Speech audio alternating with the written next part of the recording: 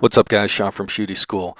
So I'm using the TRK-01 from Native Instruments, and I'm having a trouble telling it when to start, when to stop, and just how to trigger it accurately. And Googling it and YouTubing it just didn't give me the answer I was looking for fast enough, so it made me want to make this video real quick. I'm not an expert in this plugin in any way, shape, or form, so I'll probably not be taking questions. I just want to show you one specific thing. Hopefully they'll update this in the future, and then this video that you're watching now is completely irrelevant. But until then, here we go. How do you make this thing play when you want it to play, stop when you want it to stop? And that's really it. And when you're in the interface, you can't hit play and you can't hit stop. You know, you can't click on something and get a sound or anything like that. You know, the only way you can get it to trigger is by hitting play in your DAW. Here's my play button. I'm going to click on it. Right? The only way to get it to stop is to hit stop. And that's about it. Let me turn this down. Nope. Even a little more.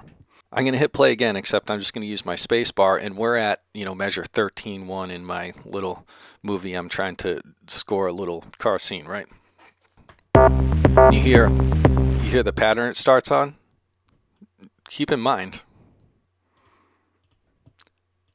I have nothing programmed in my MIDI session. There's nothing. That's it.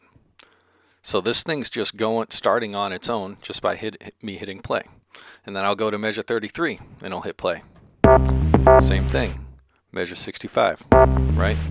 I'll go where there's never anything in my entire project at all. There's nothing here. It's all blank.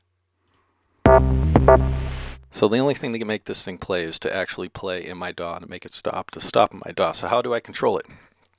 There's a kick portion of this instrument on the left and a bass portion in this instrument on the right. That's it. It's we can look at it as like two channels. Now each channel has 8 different patterns. I'm down here in the lower left, down here. Each channel has 8 different patterns you can trigger. And we'll go on the bass side. I'll click on bass, and now there's 8 different bass patterns you can choose, right? Each one of these patterns is controlled by a key either on your keyboard, your hardware keyboard, or in the piano roll, right? So let's just make our song using 7, oops, let me click on kick. We're gonna program 7 different patterns, right? And I'm not being too musical with this.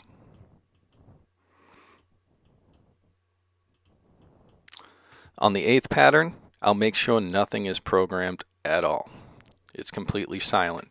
So if you don't see any of these bright orange things, I'm explaining this in caveman terms, so anyone watching this video can hopefully get something out of it. If you don't see any bright orange things, it all looks muted like that, and you can click on these page things and make sure all those pages are muted, right?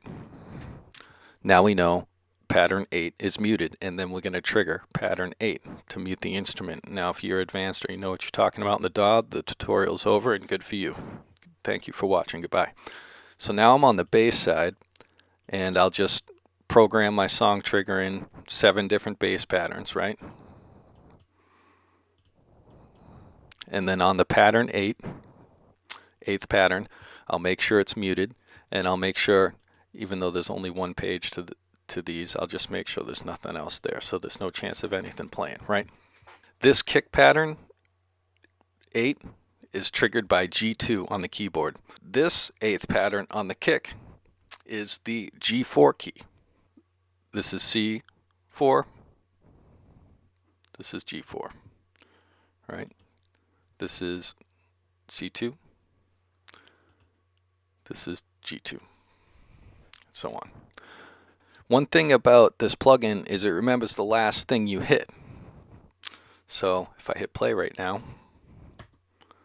look, my DAW's playing, and the TRK-01 is now mute, and it's quiet. And it's not, it is playing, it's playing nothing, and that's how you control it. So let's just say playing music or you're scoring a movie or whatever. I'm going to say on measure 65, I want the TRK-01 to start. So what I might do is program let's see, that's C2. Let's just say measure 62 because I don't feel like scrolling. Measure 62. I'm going to have the kick pattern 1 play on measure 62. I'm going to hit play. It's playing. Then I'm going to go to G2. Excuse me, G4. I'm going to get the bass trigger, right?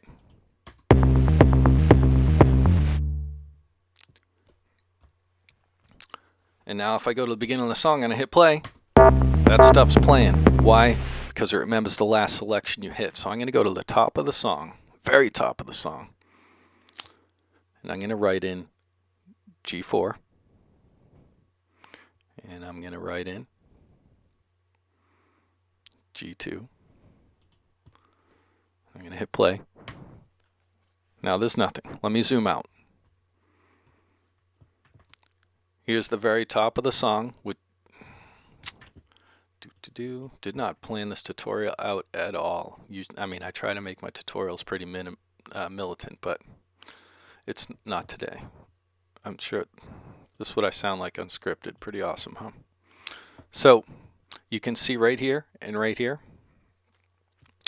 G4 and G2 are triggered at the very beginning of my project just to make this guy quiet and shut up. Playing here, I'm hitting play here, hitting play here, because these keys were programmed first, going to be quiet, caveman terms. And then when it hits measure 62, I'm going to hit play on measure 60. We're going to be able to turn it on.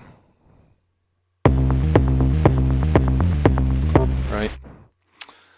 And of course, now you can program your 8 different patterns and create your song.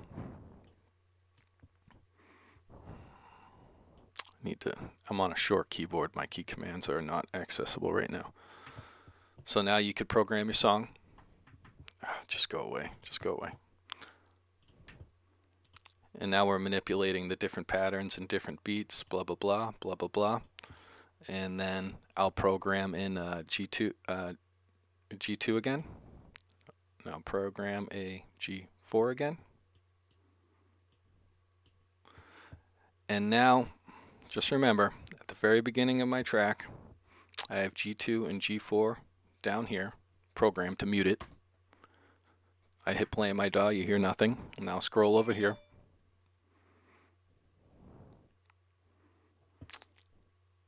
And I'll hit play.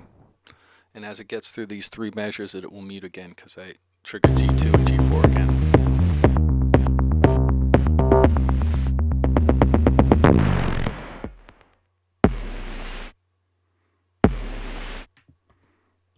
Why didn't that work there?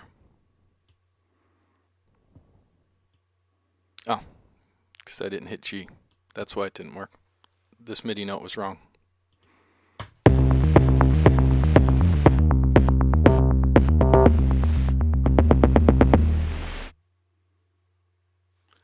And that's how you tame the beast, the TRK-01. That's how you get it to shut up and start when you want it, so you know.